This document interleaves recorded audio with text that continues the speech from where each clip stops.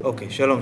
אז אני רוצה שנראה כל מיני הגדרות נוספות שאפשר להגדיר בקורסים, איך אפשר לראות את הקורס, איך אפשר להציג אותו לתלמידים, כן, אני יכול לעשות אותו ככה כרשימה ארוכה, כל יחידה לחוד וכו', חלקן מוסתרות, חלקן לא.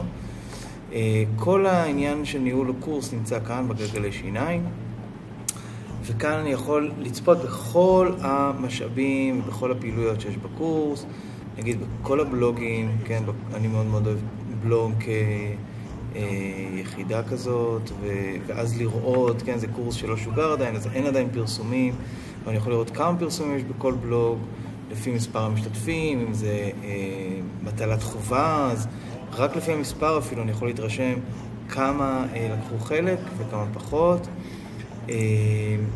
אני יכול לראות כמובן כל משאב אחר שהוספתי. הנה סוגי המשאבים שיש לי בקורס הזה. אני יכול ליצור מאגר שאלות לקורס, שאלות שיהיו עבור בחנים, ואני רוצה דווקא להראות לנו בהתחלה בניהול הקורס איך אני מראה את הקורס בכל מיני דרכים שונות. אז הנה, לחצתי ניהול קורס, יש לי פה תצוגה קצת אחרת, ובהגדרות אני יכול לעשות כמה דברים. אז כמובן שיש פה כל מיני אופציות שהן חסומות לנו, כמו לשנות את שם הקורס ואת השם הקצר שלו וכו'. אני יכול להסתיר אותו, בסדר? אולי אני רוצה רגע להסתיר אותו כדי לעשות שינויים ואז להעלות אותו שוב, מותר לי. אני יכול להחליט מתי מתחיל הקורס, כן? ואני יכול להחליט מתי הוא נגמר. אם אני רוצה להגביל אותו בזמן, ברגע שהוא נגמר אז הוא כבר לא יהיה זמין לתלמידים. כמובן שאני יכול להוסיף פה איזשהו תקציר. יותר מעניין מזה, אני יכול להגדיר את צורת תוכן.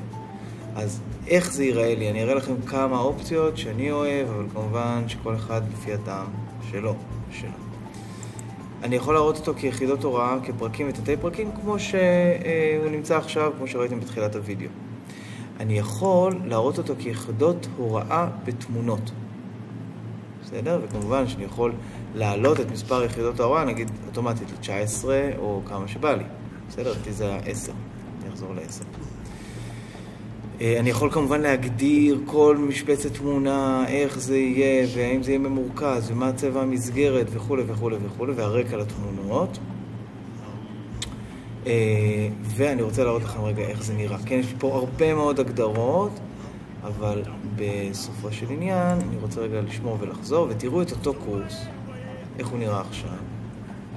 אם ניקח לו עוד רגע, זהו. איך הוא נראה עכשיו. עכשיו הוא כבר לא נראה כמו רשימה, אלא כאוסף של תמונות, כן? המשתתפים רואים תמונות, וכמובן שאני יכול ואפילו כדאי לעדכן תמונה, כן? זאת אומרת, אם יש לי איזושהי תמונה רלוונטית שאני אוהב, אז אני בטח שאני יותר ממוזמן לשים אותה, אני אשים פה איזושהי תמונה לדוגמה. בסדר, ואז ביחידה הראשונה הוספתי תמונה, וזה נראה ככה. נהדר. יש עוד דרכים להציג את הקורס, אז אני חוזר פה לניהול קורס, להגדרות ולשינוי את הצורת תוכן הקורס. אז ראינו מה זה פרקים, ראינו מה זה תמונות. יש פה עוד אופציות. אני מאוד אוהב גם את יחידות הוראה חבויות וגלויות. אני אראה לכם את זה. כן, אז כמובן שגם כאן יש הרבה מאוד הגדרות, וזה לגמרי, אני נגיד מאוד אוהב את הנורה, תכף אני אראה לכם, כן, זה הצלמית שתלווה אותנו. הנה, מיד נראה איך זה נראה. בואו נחזור, ועכשיו הוא נראה כבר אחרת, עכשיו הוא נראה ככה, כן, כיחידות הוראה, פה יש נורה, כן, כשלוחץ על הנורה, אז זה נסגר, יחידות ההוראה, ונסגר, ואני יכול כמובן לפתוח. זה נותן לי גם צורת הסתכלות שהיא הרבה יותר מסודרת בעיניי. זאת אומרת, הנה אני אקח דווקא ונסגור הכל. בואו נסגור גם את זה, את היחידה הזאת. אוקיי. זאת אומרת, התלמידים נכנסים, רואים, אפילו אם יש יחידות שמוסתרות בסטודנטים, הם עדיין רואים שיש יחידה. כמובן שכשהם פותחים אותה הם לא יראו כלום בניגוד אלינו, אבל זה צורה נוספת לסדר את התכנים בקורס, שזה מאוד יפה בעיניי. ויש כמובן צורות נוספות, כן? אבל זה אני אשאיר לכם להתנסות, ותראו מה מתאים לכם בתצורת תוכן הקורס. בסדר? אני יכול כמובן כאן בלחיצת כפתור כבר לשנות את מספר יחידות ההוראה. אני יכול להגיד שיחידות ההוראה החבויות, אלה שהסתרתי, יהיו מוצגות אבל בצורה לא זמינה, או לא מוצגות בכלל, כן? אני אוהב שהן כן מוצגות בצורה לא זמינה. ועוד ועוד ועוד הגדרות שאפשר להתעסק איתן, וכמובן שיש פה עוד, כן? אני יכול לפי נושאים, או שבועי, כל יחידת הוראה מקבלת מספר של שבוע לפי התאריכים שבהם קורה הקורס, וכו' וכו'.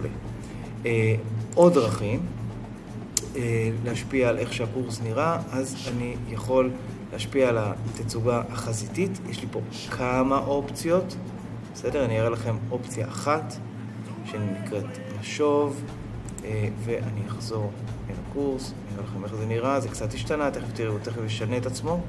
אופה, אתם רואים גם כאן למעלה השתנה, וכן, כיבוי עריכה, הנה, מה שהיה מקודם כפתור אדום כאן למעלה, אז עכשיו הוא נראה אחרת, בסדר? זה עדיין נראה ככה, כמו מקודם, אבל הדרך שבה אנחנו רואים, וגם התלמידים, נראות קצת אחרות, קצת יותר קומפקטי, קצת פחות עמוס, אולי בתמונות וכו' וכו'. הנה, כאן נמצאות לי ההגדרות. אז שוב, זה עניין של להתרגל ולבחור. אין פה נכון, אין פה לא נכון.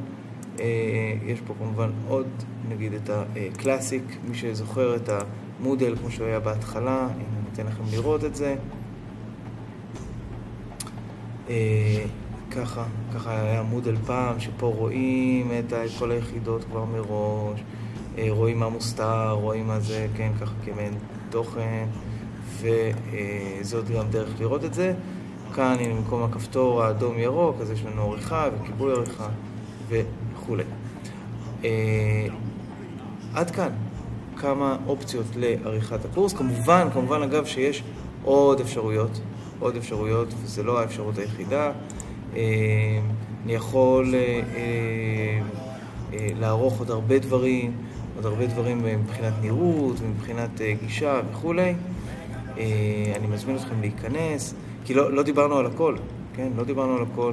אני יכול ליצור קבוצות בקורס, יכול ליצור קבוצות נפרדות, ואני יכול לעשות איזשהו מעקב אחרי השלמה של מטלות, ואני יכול להגביל מראש גדלים של העלאת קבצים, ועוד ועוד ועוד. אז כל זאת ועוד, אני משאיר לכם להתנסות. תודה רבה על ההקשבה, תהיו בריאים.